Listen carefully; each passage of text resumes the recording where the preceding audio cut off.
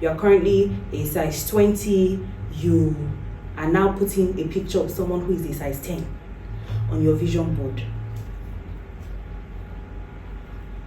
Be for real, okay?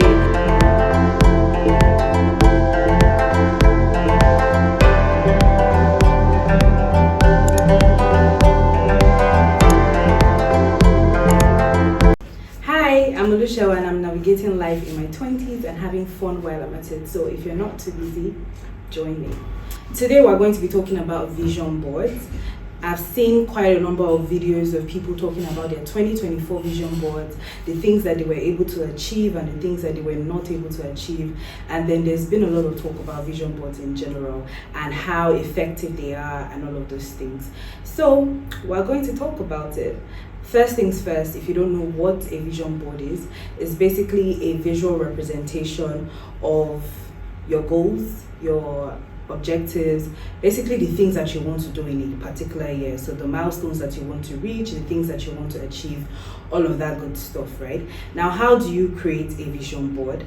Most people use two apps, Canva and Pinterest, to create a vision board. So what you're going to do is go onto Canva and just look for, basically just type in vision board in the search box and it will give you a variety of templates that you can pick from. And when you do that, go onto your Pinterest and then just put in keywords. So basically you want to graduate this year, put in graduation. You would see a variety of photos, pick the one that you feel suits you best and then save it. If you want to lose weight, look for something along that line. If you want to prioritize self-care, look for something along that line and just download those photos, take them into your Canva and put them into that template that you have selected, and yeah, just put it all together and make it cute. Okay, aesthetics are important.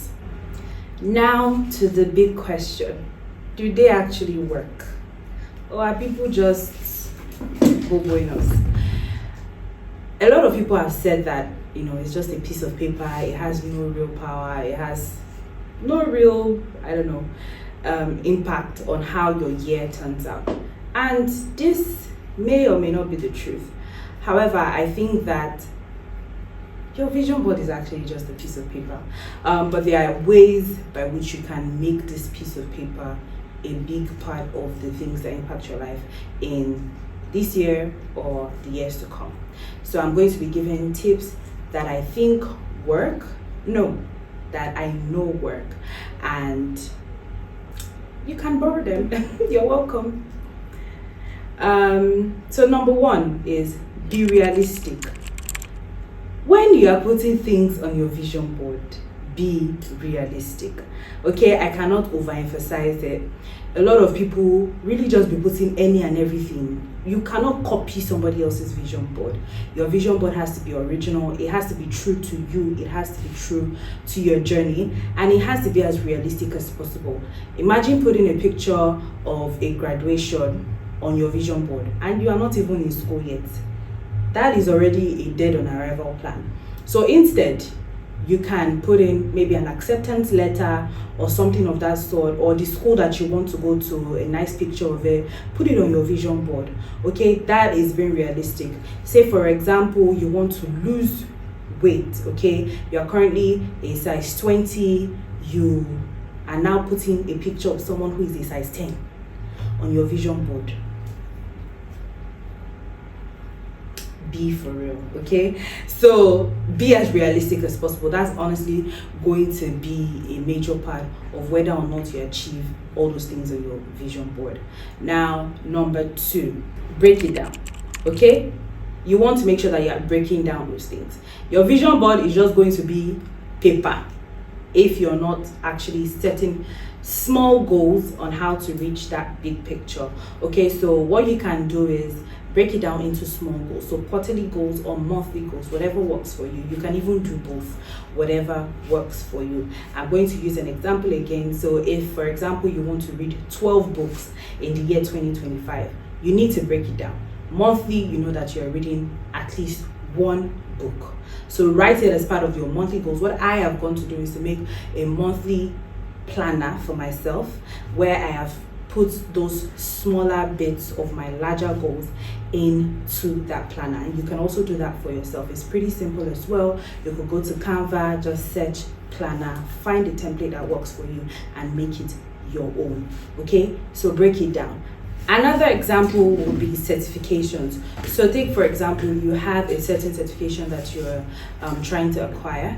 What you can do is set goals. Okay, so in the first quarter, I want to have saved enough money for this certification. 1, 2, I want to have taken all the courses necessary for this certification. So you can break it down into months. In the first month, maybe you're doing research on the courses that you need for the certification, and you're taking a few. So let's say the course is 10 modules, you're taking module 1 to 3, however way you want to do it and whatever way works for you.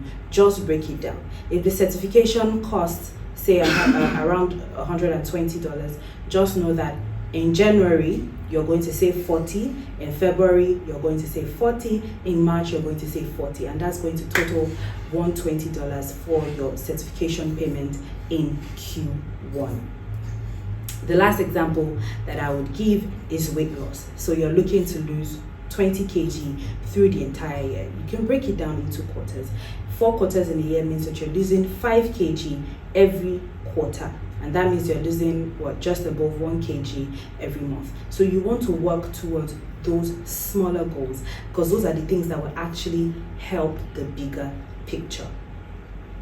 Number 3, pray about it. I cannot tell you this enough. Pray about those goals. Pray about your vision board. Pray about the smaller goals that you are going to be setting, because at the end of the day, you don't want to be doing something that is not in the will of God for you, for your life, for your purpose. So pray about it. Tell God that, God, please help me and direct me on this journey. And of course, every month, or every quarter, whilst you're setting those quarterly goals or monthly goals, also pray, because when you look at that planner, when you look at your January planner, for example, you've told yourself that you want to eat right, you want to lose weight. You know that you're going to need a lot of discipline. You know that you're going to stop being lazy. You know that you're going to, shush procrastination away from your life. So tell it to God. God, please, every spirit of procrastination in my life, and I'm being for real, take it away. Every spirit of laziness, take it away. Endow me with the spirit of discipline. Endow me with strength. Pray about it. I promise you, you cannot go wrong with it. Number 4, set rewards for yourself. Have a reward system.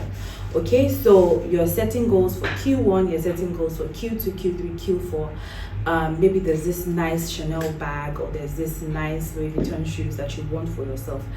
Tell yourself that, okay, if I'm able to get all of these things done in Q1, I'm going to buy myself that Chanel bag.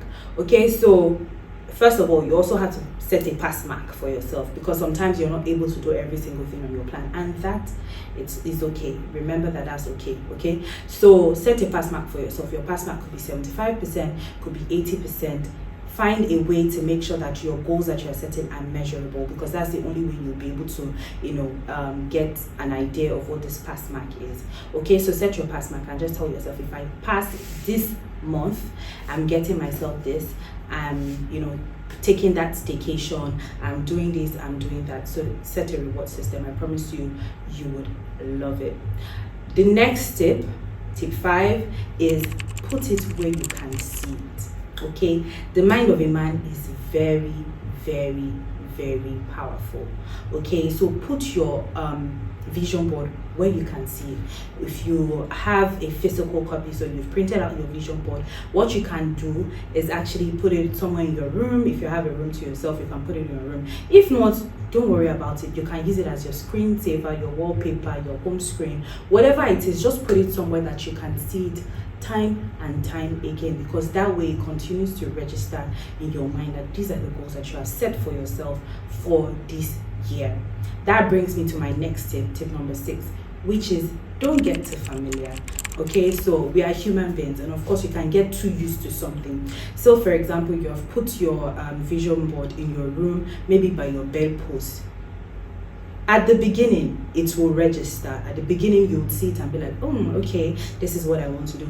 But you will come to a point where you've gotten used to that vision board being by your bedpost. So it's no longer significant to you, it's no longer registering to your brain. What can you do?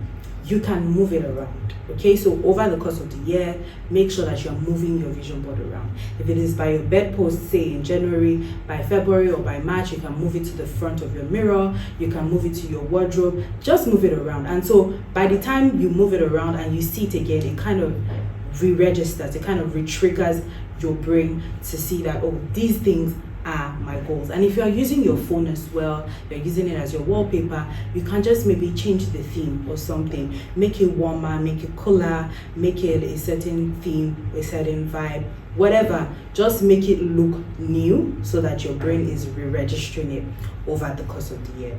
Okay, now to tip 7. This is probably one of the most important tips. Put in the work, sis.